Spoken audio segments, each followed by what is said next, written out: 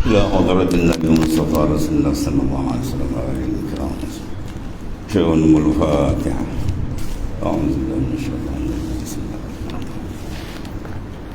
إياك نعبد وإياك نستعين صراط الذين أنعمت عليهم غير المغضوب عليهم ولا الضالين ولا حول ولا قوة إلا بالله. Sebab ya. Okey.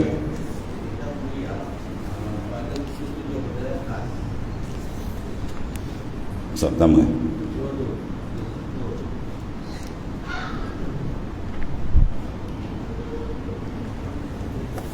Bismillahirrahmanirrahim. Alhamdulillah rabbil alamin wassalatu wassalamu sayyidina maulana wa ahlul 'uqdatam min lisani yafqahu qawli. Qala mu'arrif rahimallahu ta'ala fa'awdaha situ. Fa'awdaha lana mahjata wa qala hadha sabilur rasyad sallallahu alaihi wasallam wa ala alihi wa atba'ihi salatan zakiyatan bila nifati. Dan menyatakan kami akan jalannya, kata Syekh Daud Abdullah Al-Fatani radhiyallahu anhu, dan berkata inilah jalan yang cerdik, mana jalan yang sebenar, sallallahu alaihi wasallam ala alihi wa atba'ihi salatan zakiyatan bila nifadi. Dan telah memberi rahmat Allah Ta'ala atasnya, atas baginda Rasulullah sallallahu alaihi wasallam, dan sejahtera, dan atas segala keluarganya dan ikutannya, akan sebagai rahmat yang suci dengan tiada berkesudahan. Selawat ay min jihatillah dengan makna rahmat. Selawat ada tiga makna. Selawat dengan makna rahmat, selawat dengan makna istighfar, dan selawat dengan makna doa. Kalau datang daripada Allah Ta'ala, innallaha wa malaikatahu yusalluna 'alan nabi, itu makna rahmat. Rahmat daripada Allah SWT. Kalau selawat daripada malaikat, itu panggil al-istighfar. Dan selawat kalau datang daripada kita, itu dipanggil ad-doa. Ada suruh kita banyak berselawat kepada baginda sallallahu alaihi wasallam sebagai rangkaian qalbi kita dengan baginda sallallahu alaihi wasallam. Man shalla alaihi marra sallallahu alaihi biha asyrah. Siapa yang berselawat kepada aku sekali, maka dia diberikan selawat 7-10 kali oleh Allah Subhanahu wa taala. Maknanya dia mendapatkan rahmat daripada Tuhan. Wa ba'du fa innal anfas az-zakiyah talibatan lil maratib al-'aliyah lam tazal ta'addu bi tahsil al-ulum syar'iyyah. Dan adapun kemudian daripada itu, selepas dia mengucapkan basmalah dan hamdalah, bismillah dan alhamdulillah, bahwasanya beberapa nafsu yang cerdik yang menuntut bagi beberapa martabat yang tinggi, sentiasa perangai ini dalam menghasilkan beberapa ilmu syarak. Maknanya orang yang suka mencari ilmu syar'i, ilmu Allah Ta'ala, maka ia adalah orang yang mempunyai martabat yang tinggi di sisi Allah Subhanahu Wa Ta'ala. Pada hadis akan datang sebutkan beberapa kelebihan. Di antara idza marra muta'alim, apabila lalulah seorang yang menuntut ilmu di tempat perkuburan, Allah angkatkan 40 hari. Siksa kubur itu terangkat. Itu kelebihan orang yang menuntut ilmu saja. Man arada an yanzura ila mutaqaillahi minan nari falyanzur ila muta'allim wal mustami' al hadisah. Barang siapa yang gemar, suka nak melihat wajah manusia yang akan dilepaskan daripada azab di akhirat, maka hendaklah lihat kepada orang yang suka mencari dan menambah ataupun memperkasakan ulumuddin. Ba'al ilmu nurun, ilmu tu nur. Bila kita berjalan dalam keadaan ada nur, terang, tidak zulmah kegelapan, sudah tentulah maknanya dia menuju jalan yang bahagia dunia dan akhirat. Wa min jumlatiha ma'rifatul furu'il fiqhiyah, dan setengah daripadanya mengetahui akan furu' ilmu fiqh, mana cabangan-cabangan ilmu fiqh. Sama ada di fiqh ni banyak. Ya, sebab Rasulullah menyatakan tafaqquh fid din, iza arada Allah bi'abdi khairan faqahahu fid din wa zahadahu fid dunya wa bassarahu uyubah. Apabila Allah Ta'ala nak memilih hamba itu baik, selamat di dunia, baik di akhirat, baik bahagia di dunia, bahagia di akhirat, yang pertama dia apa? Faqahahu fid din, Mana Allah Ta'ala sendiri membukakan qalbi insan itu suka tafaqquh. Nabi membawa dengan lapas umum tafaqquh fid din, maknanya mendalami akan pendedahan ilmu Allah Ta'ala, sama ada yang berbagai bentuk, dan ulama dia mentauzik, membagikan bagi kita bagi mudah. Ada bahagian akidah, ada bahagian fiqh, ada bahagian maknanya sir dalam, dan begitulah bahagian-bahagian yang lain. Yang semua tu adalah makhaz ambilan dia daripada Al-Quranul Karim. Sebab Quran dilengkap. Lepas tu ulama kata kalau kita disusun cantumkan huruf awal Al-Quran ba dengan akhirnya sin, dia akan bunyi bas, maknanya kafah, cukup.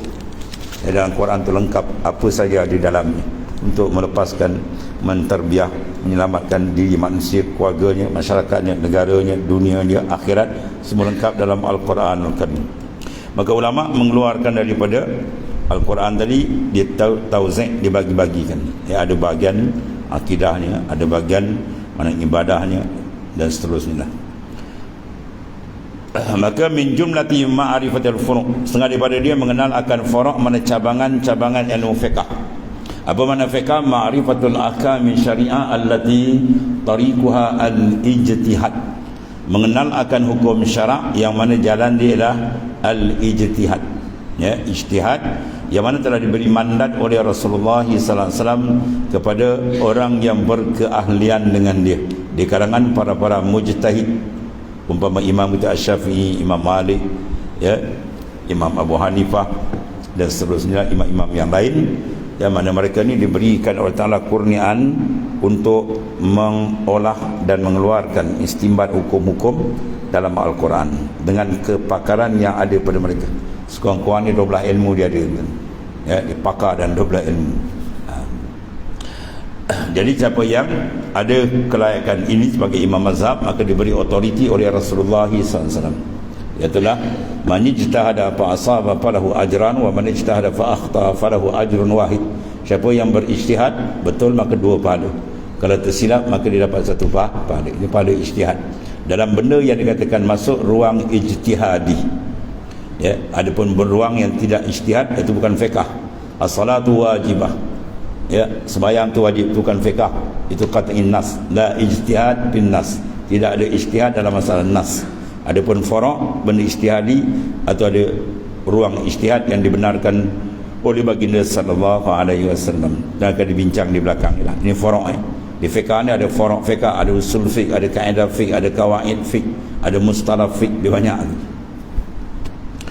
Lianna biha tadfa'ul al-wasawis syaitaniyah, kerana dengan dia ilmu fiqh ni menolak akan was-was yang dibangsakan kepada syaitani. Syaitan yang sentiasa mencempakkan dalam hati kita dalam amalan dengan was-was yang berbagai-bagai. Maka dengan ilmu fiqh, segala was-was itu, gangguan itu akan terungkai. Wa tusahibu al-muamalah wal ibadah al-mardiyah. Ni khutbah kita baru, dan mengesahkan akan muamalah berjual beli umpamanya, dan segala ibadat yang diredai ta'ala. Contoh dalam jual beli, Quran kata apa? Innamal bai'u antaradin. Sesungguhnya jual beli itu ialah antaradin, itu hadis Nabi. Mana reda meredai, maka sini ada masuk ruang ijtihad. Ar-rida amrun khafiyun. Reda ialah amrun khafiyun, benda yang tersembunyi qalbi. Maka untuk menterjemahkan reda, sini ada khilaf ulama. Kalau Imam Syafi'i, reda bil akad, dia kena ada akad jual beli.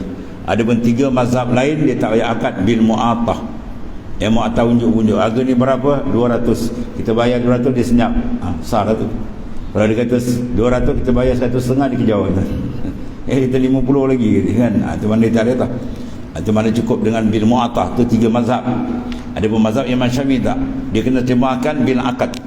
Bila akad, dia ada ijab, ada kabul, ada khitab, kemudian ada apa? Saman wal musman, 4 syarat disebut dalam juzuk yang ketiga syarah bagi Fathul Mu'in, iaitu i'anatul talibin. Maknanya kita akad, contoh kita beli satu barang, akid yang pertama sama ada mushtari atau ba'i'. Kalau ba'i' yang menjual, kalau dia akad, dia kena sebut 4 syarat.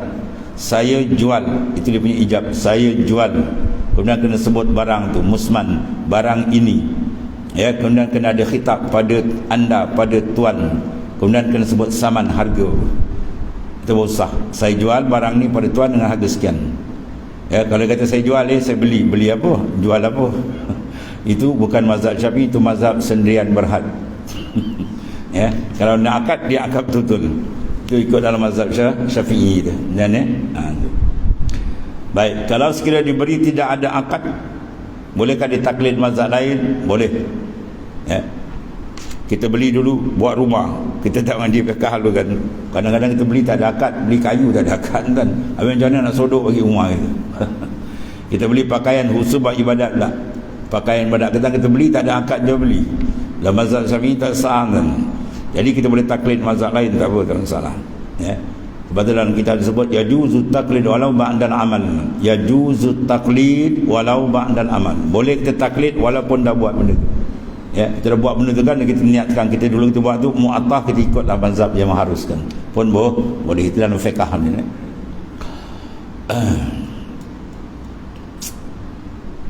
Wa nahihi bil fiqh syarapan qaul al-asdaqul qail hal yastawi alladhina ya'lamuna wal ladhina la ya'lamun. Dan memadailah bagi kamu dengan ilmu fiqh tu kemuliaan perkataannya, iaitu firman Allah Ta'ala, hal yastawi alladhina ya'lamuna wal ladhina la ya'lamun. Adakah bersamaan mereka yang mengetahui, mereka itu, dan mereka yang tidak mengetahui? Orang yang tahu dengan orang tak tahu sama tak? Tentu tak sama. Orang yang diberikan ilmu dengan yang sebaliknya sama tidak? Jawab dia tentulah tidak sama maknanya, ya. Sebab ilmu dia menyuluh amalan kita. Pada satu ketika Rasulullah SAW lepas salat, seorang sahabat datang nak bersalam dengan baginda SAW. Ya, bila nak salam dengan baginda, dia lepas semayang ni, Rasulullah kata apa?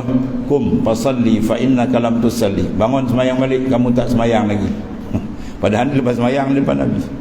Dia bangun semayang balik. Lepas dia semayang, dia nak salam lagi. Rasulullah kata kum fasalli fa innaka lam tusalli. Bangun balik semayang. Nabi kata kau tak semayang lagi.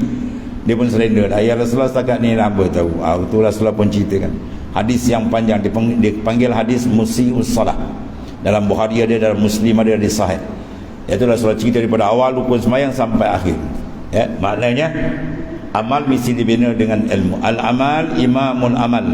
Imam amal adalah menjadi imam kepada amal. Bila kita semayang berjemaah, ada imam, ada makmum, maka kaedah dia apa? Innama ju'ilal imam liyutamma. Sesungguhnya diletakkan jadi imam untuk diikut. Jangan kita semayang jemaah, imam rokok, dia dah mati sujud. Kacaunya, dua rukun fi'li dipinta, batal semayang macam ni. Itu dia antara apa? Makna keilmuan tu. Maka di sini Syekh Ibn Raslan Ad-Dimishqi dia ambil kaedah dalam matan Zubat, fa kullu man bi ghairin ilmin ya'malu amaluhu mardudatun la tuqbalu. Fa alimun bi ilmihi lam ya'malan mu'azzabun min qabli ubadi wasan. Barang siapa yang beramal tanpa ilmu, maka amal dia mardud, ditolak. La tuqbalu, tidak diterima. Ya, dalil itu hadis sahih daripada Nabi SAW. Bahawasanya Rasulullah kata apa? Fa'in nakalam tusalli, engkau tidak semayang lagi. Mana Nabi nafikan kesahihan semayang itu. Sebab apa? Dibina rupanya orang tu tadi dia semayang tak ada tumakninah. Dalam hadis Nabi kata farka hatta tatma'inna raki'an fasjud hatta tatma'inna sajidan. Naklah kamu rukuk sehingga ada tumakninah dalam rukuk. Naklah kamu sujud sehingga ada tumakninah dalam sujud. Atau hadis serang daripada Nabi. Itu contoh dia lah, ya. Dan lagi firman sabda Nabi SAW, kul rabbi zidni ilma. Ini sunat kita baca dalam sujud kan? Ya, dalam sujud kita baca rabbi ya Tuhanku, zidni, tambahkan olehmu ya Allah akan daku ilma, akan ilmu. Itu menandakan ilmu adalah lebih.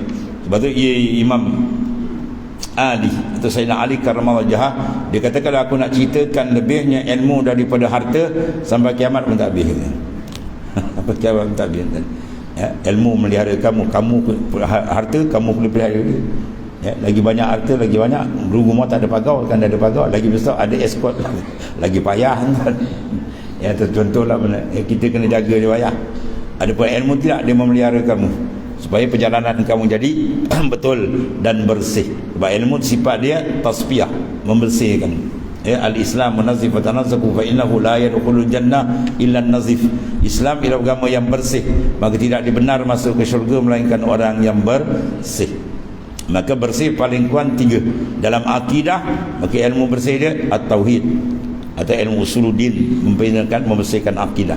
Dalam amalan luaran dia, ini kitab yang kita pegang ni ialah ilmu fiqh, untuk membersihkan amalan kita supaya tidak ada bid'atun dalalah. Bid'ah tapi bid'ah yang dalal, dari bid'ah yang mandu dan sebagainya lah ya. Dan ilmu usul, ilmu tasawuf itu lebih besar, dia panggil sebagai tauhidul khas, untuk membersihkan kedudukan qalbi kita dengan Allah Subhanahu wa taala. Dan lagi firman antara innama yakhshallaha min ibadihi ulama'u, sesungguhnya yang takut akan Allah daripada segala hamba-Nya ialah ulama. Ya, jadi pada ayat ini ulama buat satu kaedah, man lam yakhshallah falaisa bi'alimin. Barang siapa yang batin hati dia tidak gerun dengan Allah Ta'ala, itu bukan orang alim. Mana bukan orang alim yang sebenar. Sebab di sini Allah Ta'ala sifatkan, rangkaikan sifat para alim ulama tadi dengan makam khasyah. Innama yakhshallah, sesungguhnya yang gerun akan Allah di kalangan orang yang mempunyai ilmu. Sebab bila dia kenal baru dia gerun, kalau dia tak kenal dia tak gerun. Sebab tu pengenalan Tuhan tapak utama. Ya.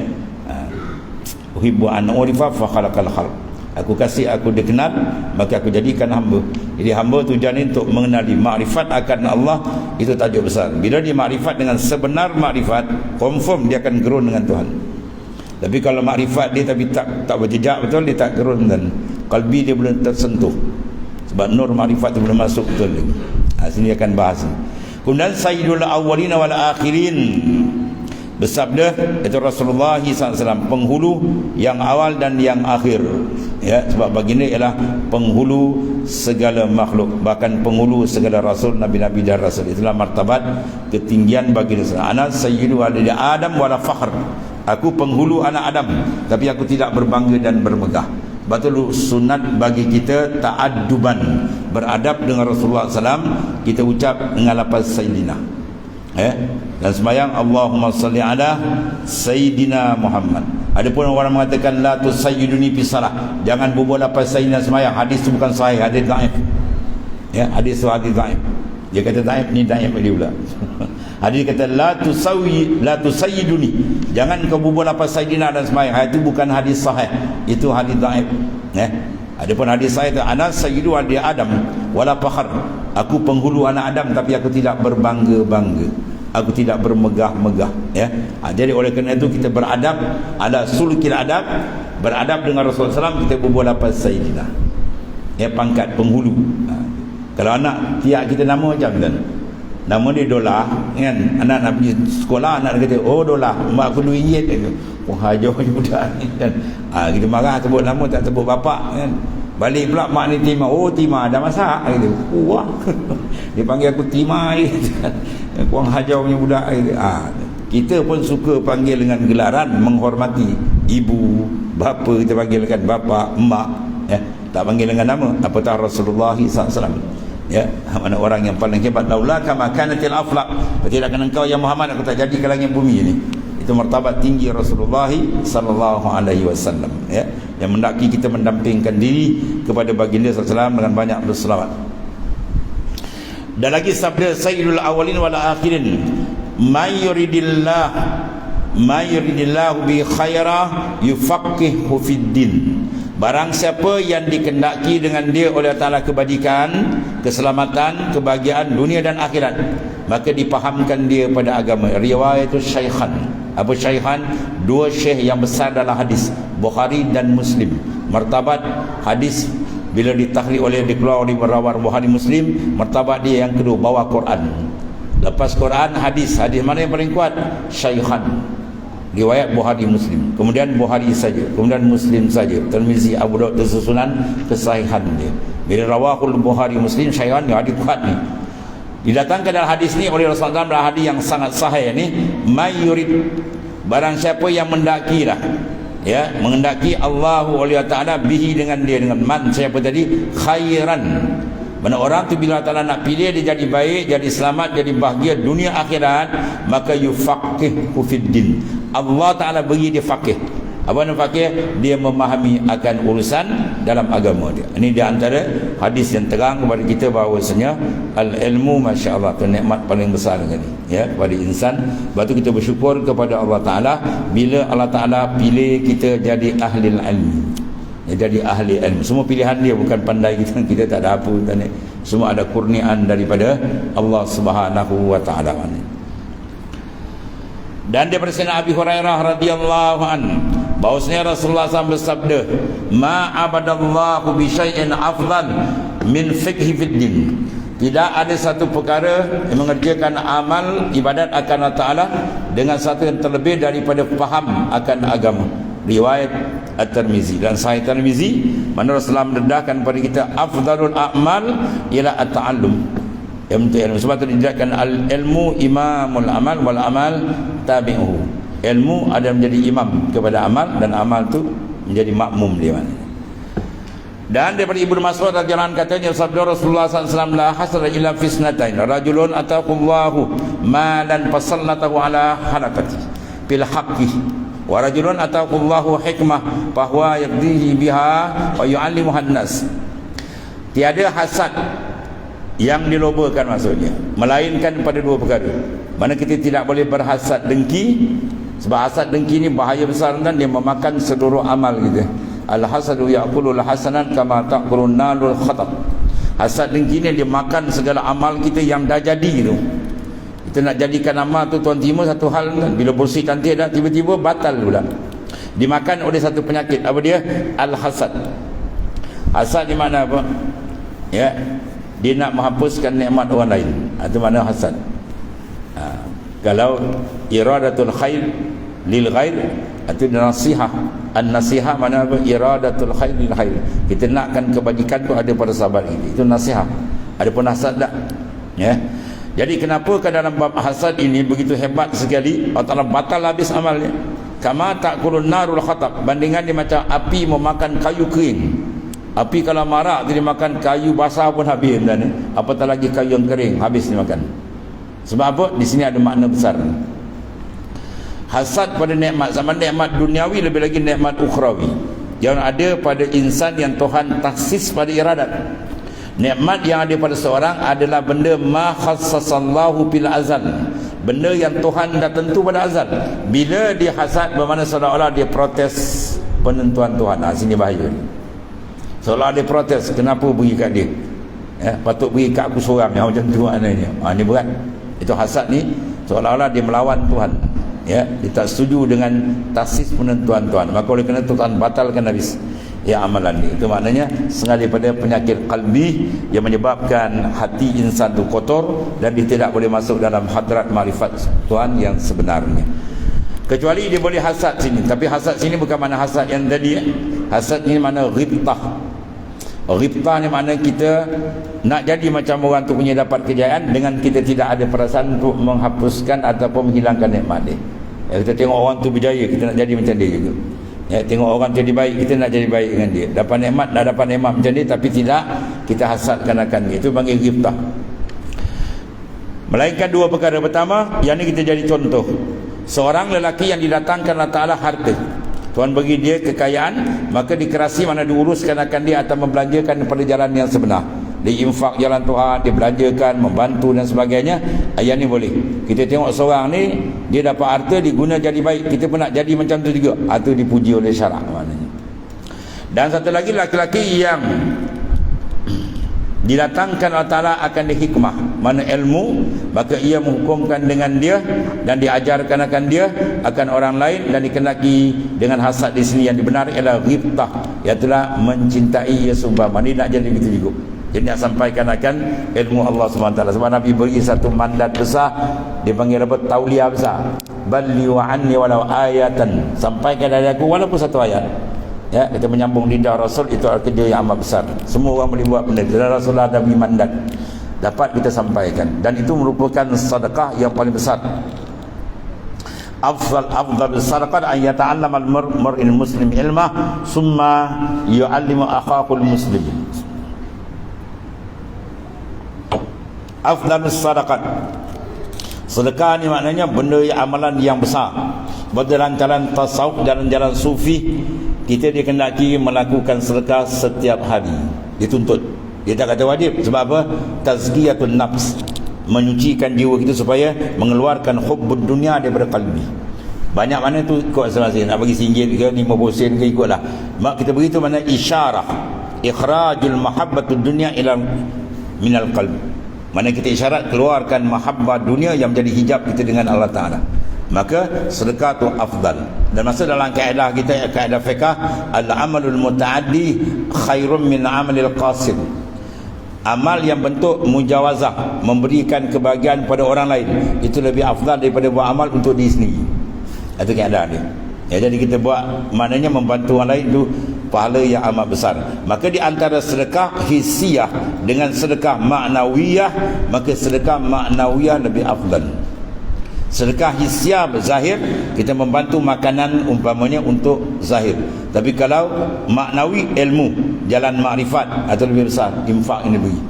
Dia mentarbiah, mendidik supaya roh insan tadi mengenali Tuhannya, dapat makrifat akan Tuhannya. Itu dipanggil afdalus sadaqat. Ayyata'allamal mar'ul muslim ilma, seorang cari ilmu kemudian summa yu'allimu akhahul muslim, kemudian disampaikan pada saudari yang lain. Dan yang mana menyambung lidah Rasulullah SAW ada perkara yang besar. Sebab ulama dia akan ceritakan kelebihan banyak orang, sehingga dia berjalan ikan di laut belum minta ampun kat dia, semut sekali tuan, mengucap istighfar dia segala yang lain. Sebab apa? Kerja ni amat besar yang diredai oleh baginda sallallahu alaihi wasallam, ya.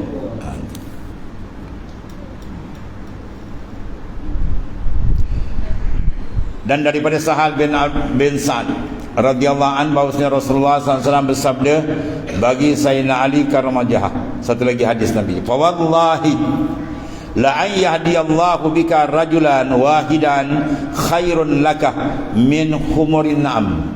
Masya-Allah. Fa wallahi, Nabi bersumpah, wallahi, demi Allah, menunjuk Allah Ta'ala akan dikau, yahdillahu bika rajulan, Allah Ta'ala memberi menunjuk akan dikau oleh seorang lelaki, ya, terlebih baik bagimu daripada khumrun na'am. Mana Allah Ta'ala memberi petunjuk Allah Ta'ala bika, dengan sebab engkau, rajulan akan, itu maf'ul. Maknanya seorang tu dapat petunjuk, tapi petunjuk dia dengan sebab engkau. Mana kita tarik dia, kita nasihat dia, kita ajar dia, maka harga kerja da'i menyeru perjalanan Tuhan ni, maka harga Nabi kata khair laka min khumurin na'am, lebih baik daripada unta merah, ya, daripada mendapat mensedekahkan unta merah yang terlebih suka harta kepada orang Arab, ya. Unta tu warna merah tu, bukan dia pergi kedai spray, dia spray warna merah kan. Ya, payah nak merah pergi kedai cat, dia spray warna merah kan. Dia keluar di perut ibu dia tu warna merah, 1000 tak jumpa seekor kan, ya. Warna merah betul, mahal tu. Mana kenderaan mahal orang panggil kan. Lebih baik kamu sedekah tu kalau kamu sampaikan ilmu. Mana seorang dapat hidayat dengan sebab kamu, mana kita dakwah dia, ya, kita bimbing dia, maka dia dapat mendekatkan diri menjadi hamba Tuhan.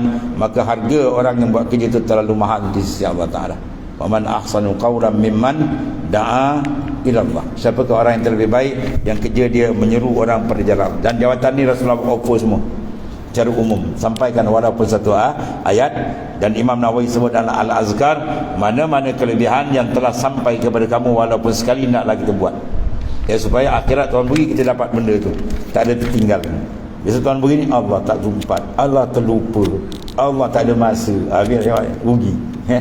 Walau tidak pun sekali kita buat. Maka ambil kerja yang besar, kelebihan yang ditawarkan oleh baginda sallallahu alaihi wasallam, iaitu da'i ila Allah, menyeru pada jalan Allah Ta'ala walaupun satu kalimah. Wallahu a'lam.